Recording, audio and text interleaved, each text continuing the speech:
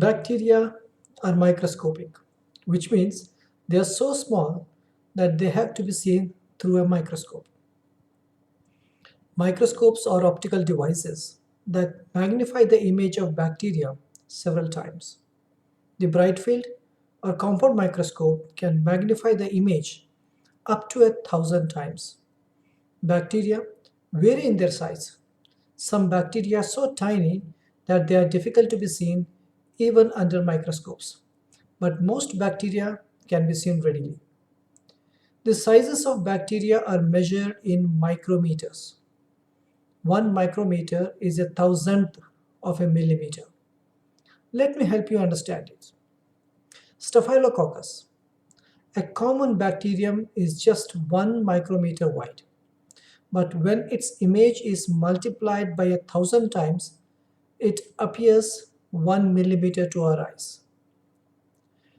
Our eyes are versatile systems, but they are not designed to see small things. There's a limit to it. We cannot see objects smaller than 200 micrometers. So, the limit of resolution of the unaided human eye is said to be 200 micrometers or 0.2 millimeters. This resolution should not be confused with those of other optical systems such as cameras or scanners, which are measured in pixels. Here, the limit of resolution implies the minimum distance between two closely set points that allow them to be seen as distinct points.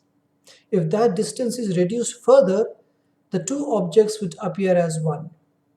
The limit of resolution or the resolving power of a bright field or a compound microscope is 0.2 millimeters, which is good enough to see most bacteria.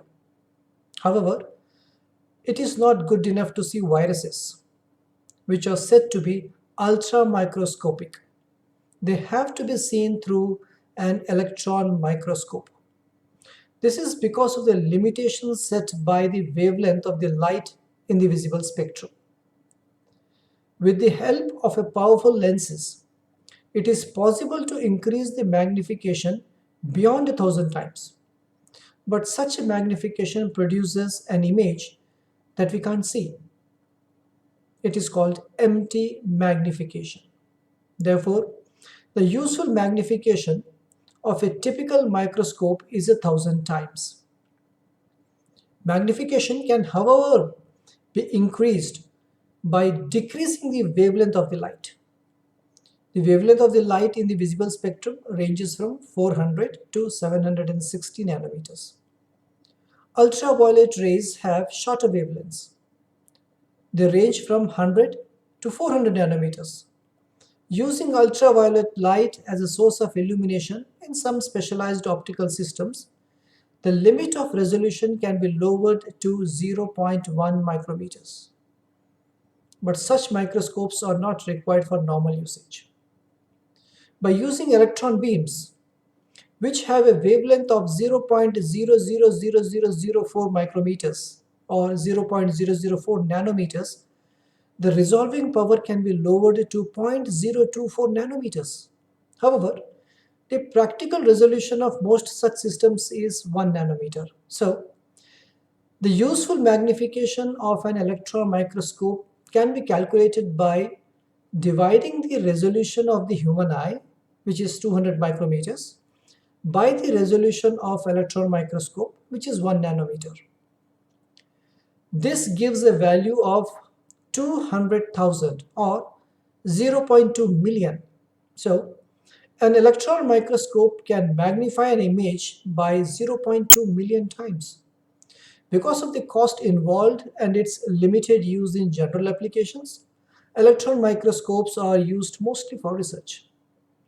Another term that one must be familiar in microscopy is the definition, which means the clarity with which the image, including its border, is seen.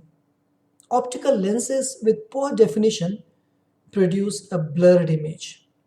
As light passes through the lens, the beams of light that pass through the center and the beams of light that pass through the periphery may not focus at the same spot.